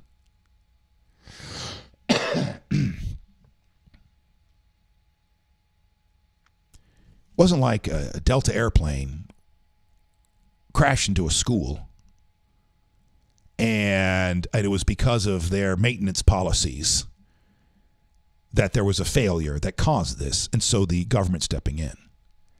It's because Delta is going after one of, well, the way they see it, one of their biggest donors, and they can't have that, boy. Well, you don't know where you are. This is Georgia, and if you don't support the NRA, well, you ain't getting tax breaks from us, boy. You don't know how we do things around here. And the same tone, the same vein, FedEx is standing their ground. FedEx stood pat on discounts to the National Rifle Association members as the NRA's list of supporting companies continued to shrink amid boycott threats. The Memphis-based delivery giant was one of the largest and most recognizable companies that hadn't pulled back from the NRA in the wake of the Valentine's Day mass shooting. Oh, I guess they're not throwing massacre at the end of it.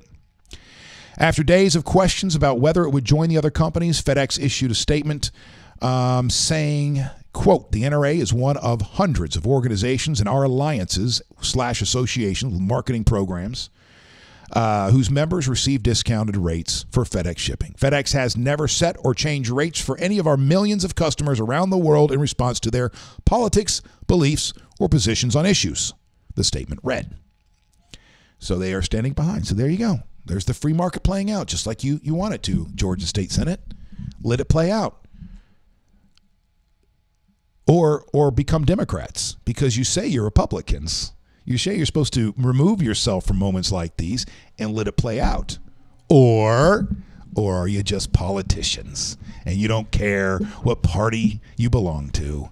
You're just there to keep filling up your own pockets and make sure you're taking care of your family. You want to make sure your family's taken care of and all the people to help you get to where you got. One story, Delta says no, we're not going to service the NRA anymore. You're not getting a discount. The next story, FedEx says they will continue.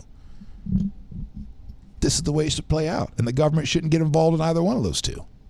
But the Florida State Senate, well, you can't go messing around with the NRA, boy. You don't mess around with the NRA, boy. You don't know how we do things around here, boy. So real. All right, we already talked about the guy that, well, I do have some video here, about 30 seconds to play. Editors note the following, yeah, it is graphic. This is the story about the guy who was going around town and Facebook live streaming. Let me press pause. Facebook live streaming, and then somebody killed him because he was also, I guess one of the things he was doing was highlighting or pointing out, like you go around town, he's doing his thing, and be like, oh, by the way, that guy over there is a drug dealer, on his Facebook live stream. So somebody, it looks like, retaliated against the man. Often. So this is the gentleman here. I actually haven't seen this video, so I don't. Okay, so this is. You don't see him. I know for a fact you don't see him get shot because I've read the story. So this is the guy that comes up. That's him getting shot. The camera going on the ground, the runner, and the guy that killed him running off. And he did die. That's crazy. Yeah. Welcome back, brother. How you doing? Let me. There we go. You're the dogs. Just chilling. Get you turned up there. This is how we do over here in these So, parts. did you already shoot another video? We're working on it. Just I'm not comfortable with it, so Okay. stepped off for a second. I understand Hang that. out with my boy. A person reached at the police department, said that no one was available for comment. As of Monday evening, no arrests had been made yet. So they're still looking for that guy. They ain't gonna Next, find that guy. we already talked about the cyberbullying when you were here earlier. We can talk about let's just skip on. Let's see if you need some inspiration. Then let's just skip to the more inspiring stories of the morning. Okay, how about that? All right. Because this one here is important, and this is Flea. it's Flea. If you go on my Instagram, you see me at the 5th row and him right in front of my face. Actually, let's talk about this because he wrote about his drug addiction and about the time that he was prescribed opioids. Now, he goes on to talk here about how he started smoking pot when he was like 11. Then he proceeded to, quote, snort, shoot, pop, smoke, drop, and dragon chase my way through my teens and 20s. And added that he had some close calls with death as a result of his drug taking, which he cut forever, he said, in 1993 at the age of 30. Awesome. But much later in life, he found himself being prescribed OxyContin after a snowboarding accident. Quote, I was high as hell when I took those things. It not only quelled my physical pain, but all my emotions as well. I only took one a day, but I was not present for my kids. My creative spirit went into decline. I became depressed. I stopped taking them after a month, but I could have easily gotten another refill. And so even though he did not get addicted to these things because of his experience with addiction, he recognized what was what was happening in his mind. Because not only did the pain go away, that snowboard accident, but the emotional pain. He felt good up here as well. And that's a place that you want to stay. If you're not careful, I want to stay there. And if you don't intellectually back yourself out of that, go, I can't though, because you can only stay there for so long before that, goes straight down. Mm-hmm. So he goes on to say, quote, many who are suffering today were introduced to drugs through their healthcare providers. When I was a kid, my doctor would give me a butterscotch candy after a checkup. Now they're handing out scripts. It's hard to beat temptation when the person supplying you has a fancy job and credentials, and it's usually bad advice not to trust them. So when that person in the lab coat says, here, take one of these every day or 5 of these every day, believe it. You say, well, this person knows what they're talking about. Especially after you take the first one and you go, whoa, I feel great. I can't believe, say you got your busted up arm or something. You're going, well, I can't feel that. And not only that, but man, I want to clean the house. I feel like playing with my kids. I've got extra energy for this and extra energy for that. And then it stops and you get sad and then you need another. Been there. Another. So that was just a piece. This was in The Guardian, but it was about a piece that he had written in Time magazine. If you want to check out the entire thing, but it was really it's a warning piece and a good one too. So the last 2 stories of the day, my man. Stories of inspiration. One coming out of Pasco County. Yes, I said Pasco County. Because normally, like I said at the beginning of the show, when we get stories coming out of Florida, we just immediately cover our eyes. And then we hear Pasco County, and then we cover our ears too. But this is a story of inspiration. A man loses 82 pounds. Okay, all right. People lose weight all the time, right? True. But he lost 82 pounds. He lost 82 pounds and then ran all 4 Gasparilla Distance Classic races. Wow. Now, for those of you that run, that's a feat. Well, first of all, I announce races. And you run a 5K, that's a feat for me. To me, 10K, that's bigger. Half marathon, full marathon. Wow. But sometimes we do these challenges at these races that do, like the series that I'm a part of is the Best Damn Race series. The next one we have is in Orlando, coming up on this weekend, Saturday. So I think, yeah. He weighed 305 pounds. Yeah, he was up to 305 pounds. Had high blood pressure, high blood sugar. The doctor was encouraging me to start medication. His life-changing moment came a year ago while on vacationing in Aruba. He said, I wanted a jet ski, and I went and paid my money, and I busted the first life jacket they tried to put on me. I was very upsetting. They literally duct taped me into another life jacket. He worked with his doctor and chose to undergo gastric sleeve surgery in 2017. So in nearly a year, he's lost 82 pounds. He says he has another 10 to go. But what makes him most proud, he says, is the way his health has improved. He's medication free now, and his doctor is ecstatic. So he started running to improve his health. By the way, something happened to me, because that's embarrassing, right? You go to put on that life jacket, and it pops, and then they just grab some duct tape and run it around you real quick. Why? Because they still want their cash. You're not backing out of that situation. Yeah, man, that's embarrassing. I had one of the first meals I ever had with my now wife's parents, where they were all there. We had to bring in extra chairs. The whole family was there. So they bring in a patio furniture, a plastic chair. I sit in it at dinner, boom, and break it. I'm a big guy. I'm 200, at the time I was probably 250 or something like that. And they're all small. Her dad, even into his 60s, was working out, and that kind of stuff. Her mom's skinny. Her brother, they're all tiny. And so I broke that thing. And you would think in that moment that would have been embarrassing, because that was so embarrassing that it sent me into an immediate depression. And you would think that would be enough motivation for me to go, hey, I'm not going to have that dessert tonight, and I'm going to start walking tomorrow or doing something. But I guess there is just no amount of shame that'll get me to be healthy. It's gonna take a heart attack, I think, that hopefully I survive. I had a sad moment on my Instagram, man. Like, there was a time when I was like, fly a lot, and I always seemed to sit next to like really, really big people. It was like a weird thing. So I would like do a quick little record video of the person next to me, and I make a face, and it became this thing. And then it got to the point where a couple of times I wasn't sitting next to anyone. It was like, yeah, and I danced. And the very last time I ever did it, this woman, who was a big woman, she couldn't get the seatbelt on, and I literally had to reach over and help and put it on. And I couldn't help but be like, okay, I'm never ever posting any of that ever again. Yeah. You know what I mean? Because it was the moment of me, like, now I'm sitting like, what does that feel like? Like, this poor woman, that was on the way to England. Like, oh my gosh. Like, yeah, so that's rough, man. So this guy drops his 82 pounds. He's no longer on any of the high blood pressure medication and the stuff that he was on. He began training 6 months ago. I was working with a coach and started literally running to the corner and back. See, and I admire this so much, and this is why I'm bringing this up. It's not to inspire any of you. It's to hopefully inspire me.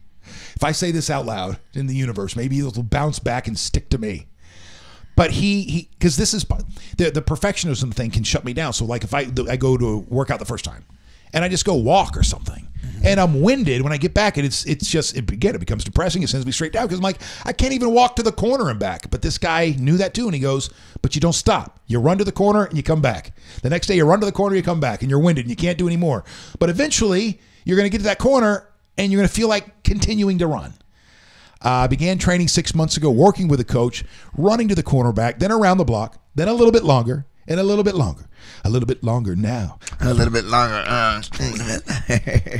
He started running 5K and then 10K races, worked his way to a full half marathon distance, culminating in the 2018 Publix Gasparilla Distance Classic Challenge.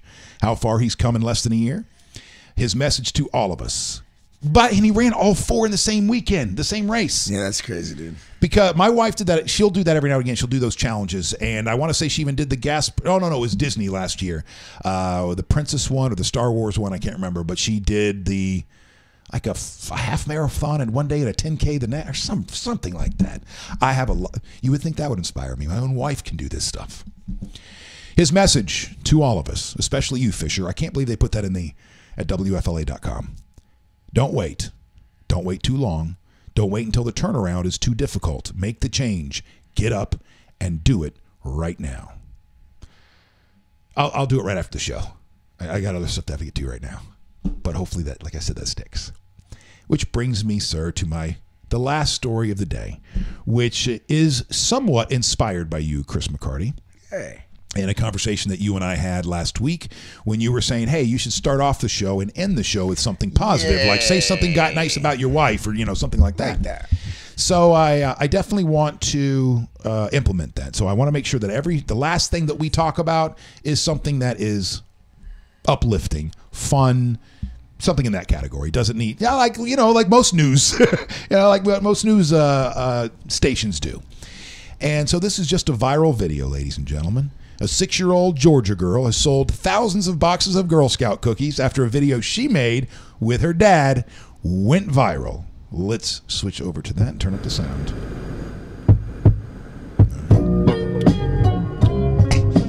you can't. You grab the headphones. It's okay. Grab the headphones. Oh, you have to hear this. You have to hear this. And I also want to make sure that there's some good cookie selling music right here. Some good cookie selling music, he says back here. And also, I know that program. That's right on your phone. You can make this movie right on your phone. Right here. All right, here we go. Back to the full screen. Don't you wait too late. Ah, what happened? Where'd you go? What the what? Just push that. Just hits this right here? Yeah.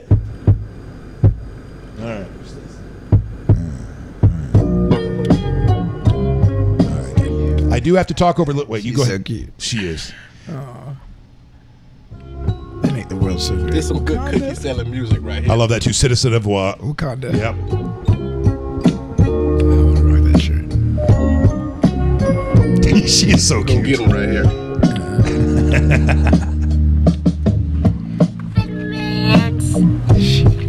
You wanna order something for today? We also got trifles and they taste great. So awesome. Tell your rolls, I'll make you feel fine. Isn't that the best, man? Come on, girl. Samoa's are coconut cookies with caramel. You wanna get now cause they're gonna sell. I promise you'll be worth your time. Isn't that great? This is awesome. I cannot wait to do this with Valentina. If you want 'em, you can have 'em. If you need 'em, you can buy 'em. You can buy 'em. I wonder how long Now they. stay woke. I wonder how long they practiced this. I bet they did it for a Girl minute. Scout selling delicious cookies. Oh, now stay woke. Buy these cookies. Johnny loves his daughter too, man. Don't you wait too late. All right, so there you go. Something positive, something to make you smile there at the end of the show.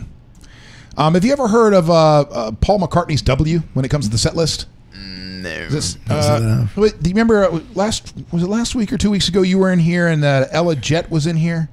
Might have remember- been 2 weeks ago. And anyways, we were talking music, and she was talking about the way Paul McCartney, I guess, said that he did a set list. A W. You start high, you work it down, you bring it back up, you work it down, and then you bring it back up again. That makes perfect sense. So yeah, I want to try to apply that philosophy. I to what we like do that. here. That's a really good idea. Start high, then you kind of bring it into the serious stuff of the day. Then you mix something there in the middle that kind of brings it back up. Then you get back to some of the serious stuff. And We should do different accents every day. Different accent. yeah, Yeah, the accent. We should do a British accent. We should do a let me- Spanish accent. let me hear your Irish accent. Aye, it's my island. It's my island. It is. Ireland. Was that Ireland? Ireland. That's a good one. That's really good. Ireland. There you go. You got it. You nailed it. Oh, it's my island. All right, Chris. Well, that's it for the Wake.Show today. Peace, y'all. All right. Thank you for stopping by. You coming back later this week? I will. What are your gigs this week? Oh man, let's see. Thursday I'm at in Dunedin at Kelly's in Dunedin on a Thursday night, and then Friday night they got me at the Draft House in Dunedin as well, and then Saturday I'm also going to be at the Draft House as well. Oh no, sorry, Clear Sky in Clearwater downtown. All right. Yes, that's where I'll be. You got any other gigs? Let's see. Oh yeah, tonight make sure you join me at St. Pete Beach. We'll be doing it. Oh, it is so huge out there. Get there early, especially this time of year. It is a standing room only. We've ordered 3 new tables, so more people have places to sit. That's what the DJ. And that's for what? And that's for what you guys do tonight. Good point, Andrew. What's that? What are you guys doing tonight? So yeah, that's tonight. Trivia. It's Boulevard Burgers Trivia at 7 o'clock, 7 to 8:30, and then tomorrow night I'll be back out at Mastery's for karaoke night from 8 until midnight. I'm sorry, no, not Mastery's. Tomorrow, Park and Rec. Wednesday night's Park and Rec, 8 to midnight, and then Thursday. Ooh, and we got Girl Scouts that are going to be out there. I think the Girl Scouts are going to be out there doing their thing Cookies on Thursday night. So, and I think Matt from Mastery's will be swinging by sometime this week. He's going to bring by Thin Mints and beer. A nice. He's not kidding either. He said we'll bring by Thin Mints and something that'll pair with it. Oh, He knows his beer. milk Man. and cookies. All right. Joey, Roxy, do you guys have anything before we go? No, Dad. Quit dragging us to work. All right. Have a great day and all that good stuff.